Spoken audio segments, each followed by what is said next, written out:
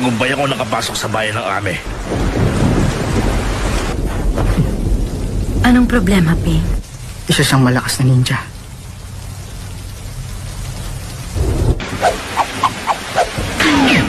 Ano, handa ka na? Oo.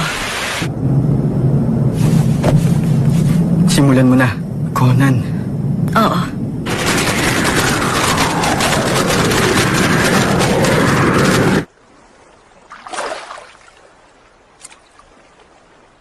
Pumunta ka sa bayan ng Konoha at kung maaari, bilisan mo. Sige na, mag-iingat ka. Eto na. Sana lang agatin nila ito.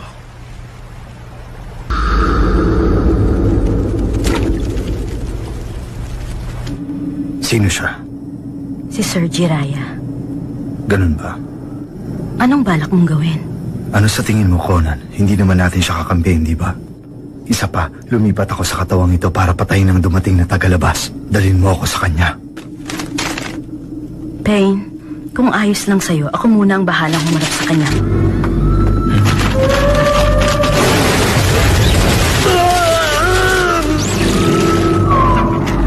Katon! Eldan!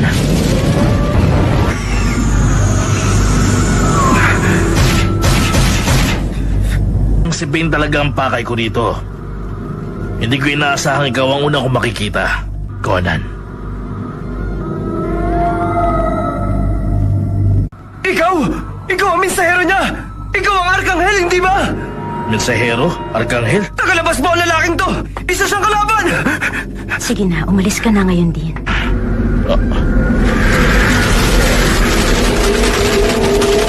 Ipaliwanag mo nga sa akin kung anong napapala mo sa ginagawa mong yan.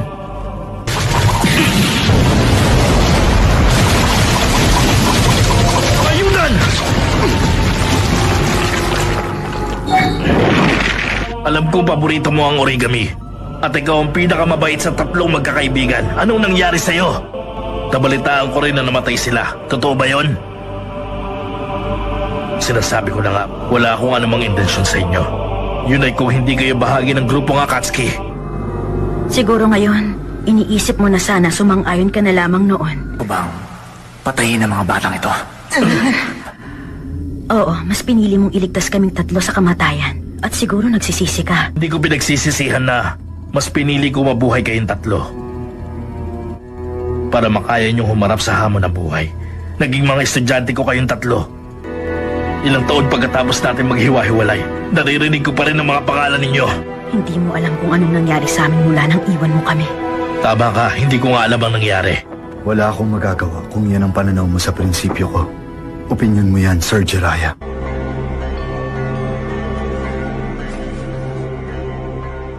Nagato. Summoning Jutsu.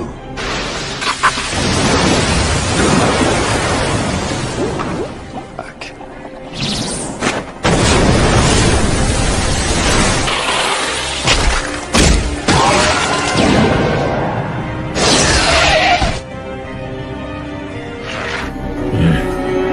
Ikinalulungkot ko, pero matagal na siyang patay. Ano ka mo? Para sa kanila, tatanggapin ko lahat ng klase ng sakit. Ganun ba? Kagagawan lang ito ng digmaan. Maraming tao na ang namatay dito. Kahit ang isang mangmang o inosenteng bata ay matututo kapag nalaman niya kung paano masaktan. Sir Jiraiya, isa ka kasing ordinaryong tao lang. Anong sinabi mo? Tama. Mula sa pagiging tao. Natural lang na hindi mo lubusang maunawaan ang mga sinasabi ko. Ganyan ka na ba talaga kasama, Nagato? Maraming bagay na akong kayang gawin na hindi kaya ng tao lang. Sa madaling salita, gusto kong linisin ang mundong ito na nababalot ng mga walang kwentang hidwaan. Tutal, mamamatay ka rin naman. Kaya sige, ipapaalam ko sa iyo ngayon ang mga plano ko.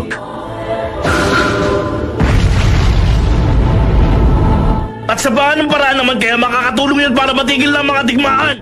Ano sa tingin mo ang pinakamadaling paraan para ukasan ang lahat ng iyon, Sir Jiraiya? Ang mundo ay parang isang musmos na bata lang.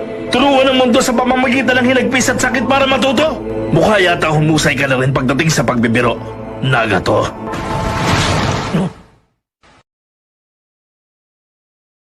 Doll.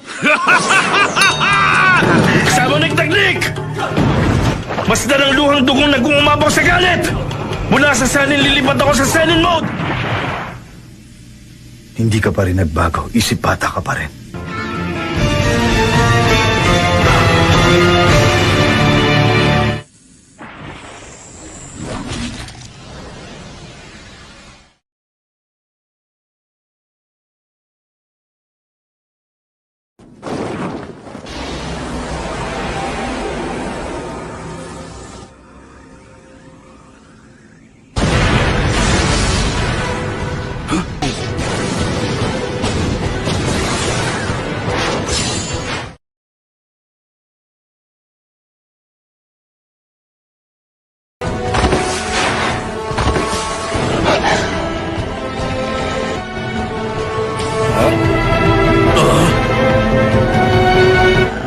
Naku! Sandali! Paano nangyari yun?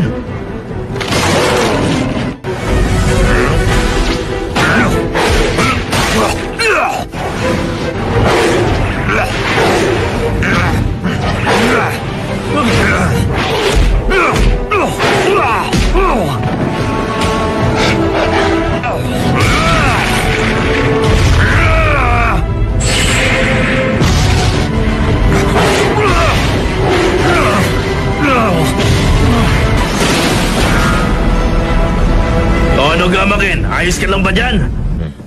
Kaya niya pala maghati sa maraming katawan at muling mabuo. Sana man lang alam natin kung ano yun. Isa-isa natin silang tapusin. Pumunta tayo sa isang masigip na lugar.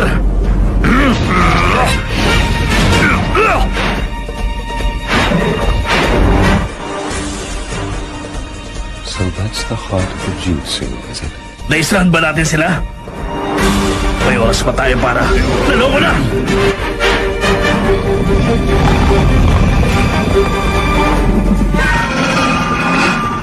Mukhang tayo pa ngayon ang naisahan ng mga to.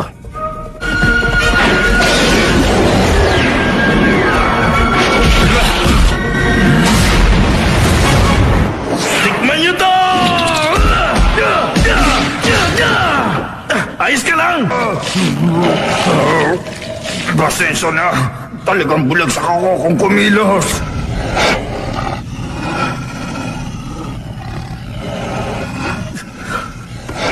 Mabuti pa magpahinga ka na lang muna rito, Gamaken. Pero para sa dambuhalang palaka ng bundok ng Myobo ko, para lang kayo makukulit na langaw sa pananghalian! Ha!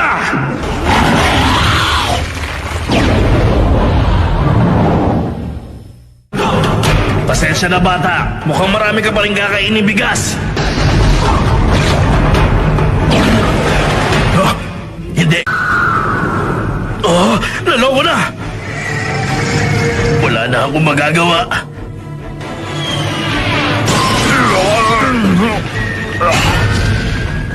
Konting tiis pa, Gamaken. Patay na. Ano yun? Oh. Loko yun na!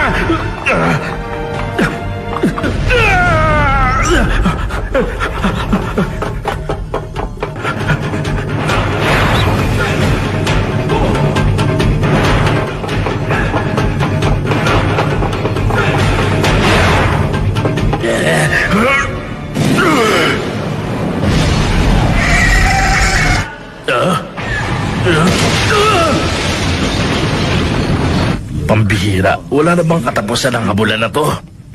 Konting tiis na lang, Jiraiya.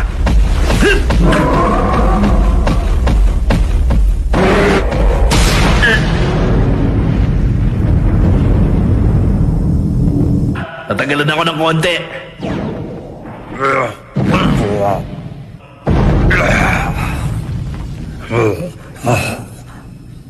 Ano sa palagay mo, Gamaken? Parang may kakaibang nangyayari ngayon, di ba? Hindi pa ako makapag-isip ng maayos. Hindi ba ako nakatagpo ng ibang ninja na katulad niya? Pero bakit kaya ganon? Bakit ayaw niya akong labanan ng harap-harapan? Naiintindihan ko. Maraming salamat.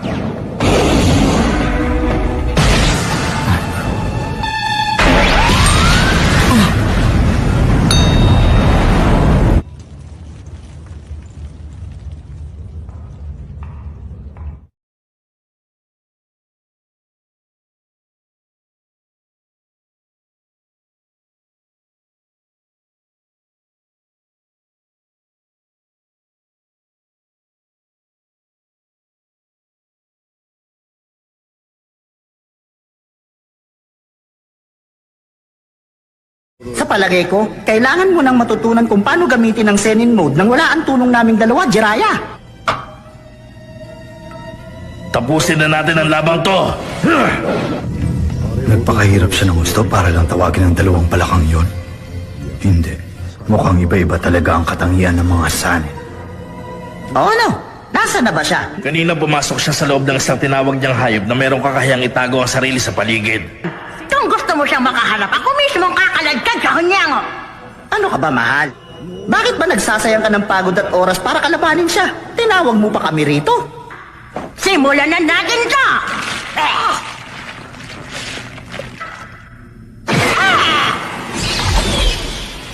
Ang bilis.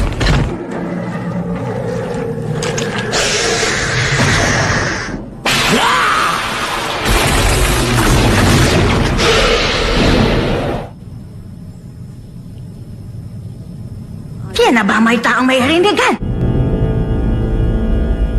Nakakatakot na mga mata. Summoning technique. Mga tao naman ang naisip niyang tawagin ngayon.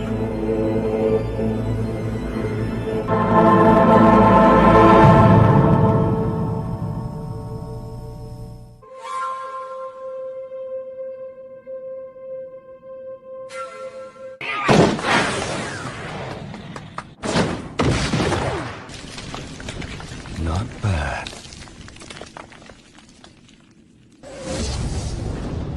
Sage Art, bath of boiling oil!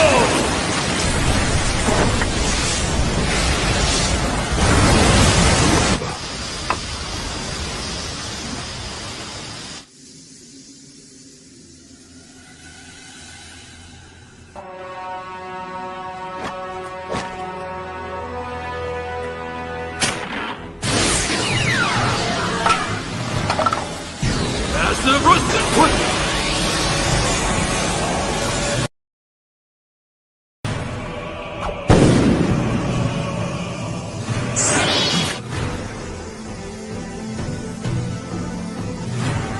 Cabaret Zenman!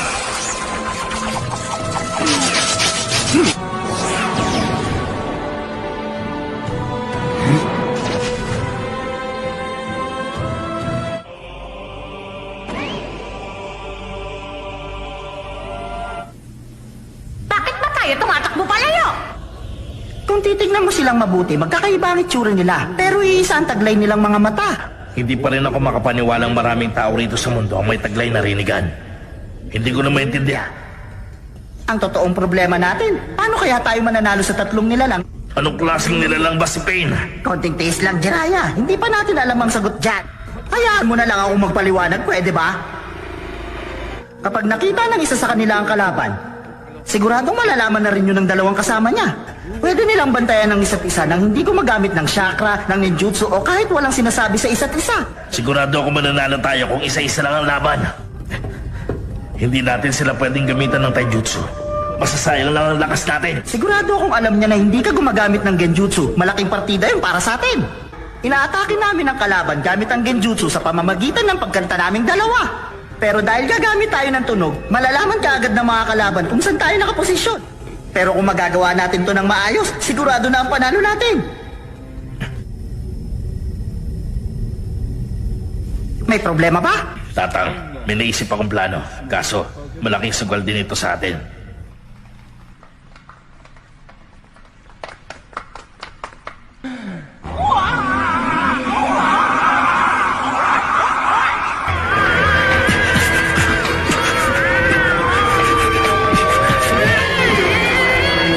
Gabi, Bunjin. Ito pala ang plano mo. Magaling. Mukhang tagumpay ang plano namin. Summoning technique lang ang kayang gamitin ng isa. Ngayon sigurado na akong isa lang ang kayang gawin ng bawat isa sa kanila.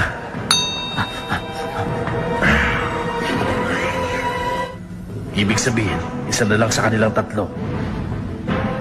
O nakakakita sa akin ngayon? Hindi ako makagalaw.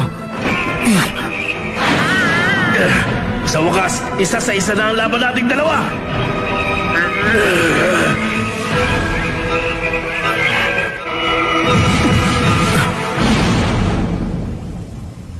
Para sa kaalaman mo, pinaparalisa ng genjutsu to ang katawan at isip ng tao. Sir Jiraiya, hindi ko inaasahan na marunong ka palang gumamit ng genjutsu.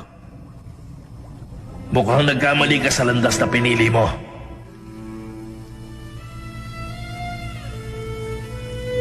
Ganun ba?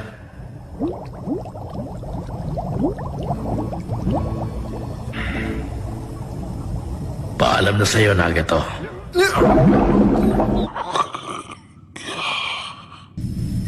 Sa wakas, natapos na rin to.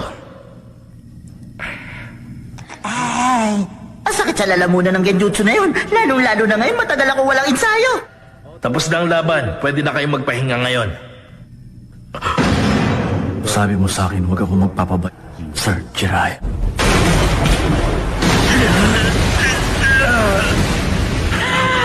Nakagiraya! Ang kalawang braso mo! Oo, huwag niyo na pansinin. Mukhang alam ko na ngayon. Ginamit niya ang summoning technique bago siya naapektuhan ng genjutsu.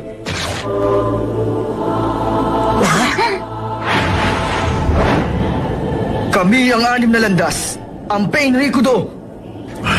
Kasama na nila yung 3 tinapos natin kanina! Pero makapangyarihan ang genjutsu na ginamit natin. Sabihin mo, anong klaseng nilalang ka ba talaga, Pain? Ako si Pain. Paano nagkaroon ng 6 na nilalang na may rinigan? Bang iba na siya sa Nagato na nakilala ko noon. Bukod pa ron may napansin ako. May isa sa kanilang kamukha ni Yahiko. Yun nga lang meron siyang rinigan ngayon, hindi katulad dati. Kaming 6 si Pain, Sir Jiraiya. Hoy, Jiraiya! Tumakbo ka na!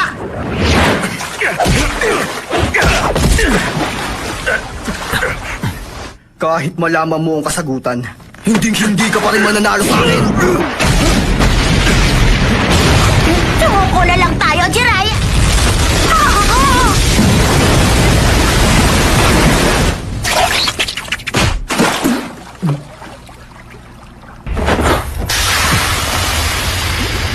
Nasa loob ako. Single!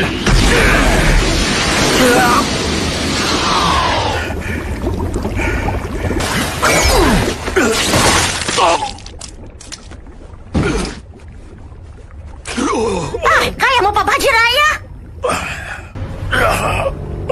Hindi ko makontrol ang chakra ko. Dahil yan! Gumagamit din pala sila ng kakaibang sandata. Malakas ang kutob kong hindi na sila normal na tao. Hindi ako pwede magkamali. Magkamukha sila. Bakit napunta sa kanyang rinigan ni Nagato? Pinag-interesan kaya ni Yahiko ang rinigan? Gulong-gulo na ako sa mga nangyayari. Naaalala ko pa. Nagato, kapag lumaki ka na malalaman mo ang ibig kong sabihin. Marami ng tao nang matay dito. At ang sakit na dulot noon ang tumulong sa akin para makaisip.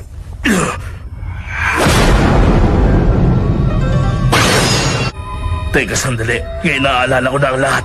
Nagkamali ako, hindi siya si Nagato. Ang totoo niyan, ako pa ang naglagay ng pilad niya sa ulo. Kaya gusto ko silang harapin uli para kumpirmahin ang isang bagay. Kaya kung pwede umalis na kayong dalawa.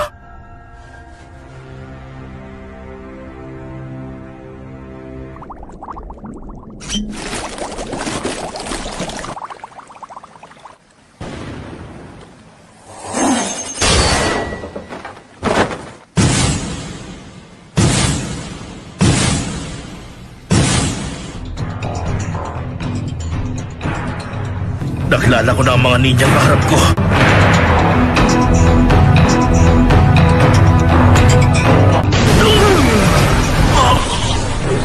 Ang lahat, Sir Jiraiya! Kailangan kong sabihin kay Tatang ang nadiskubre ko. Huwag kang bibitiw, Jiraiya! Pagbihira, ang malas ko naman. Ito na ba ang magiging katapusan ko?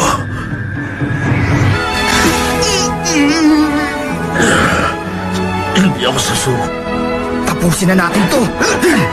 Nakuha ko na ngayon. Huwag kang mag-alala. Ako nang bahala rito, Jiraiya. Naruto, sigurado na akong ikaw ang bata sa propesiya.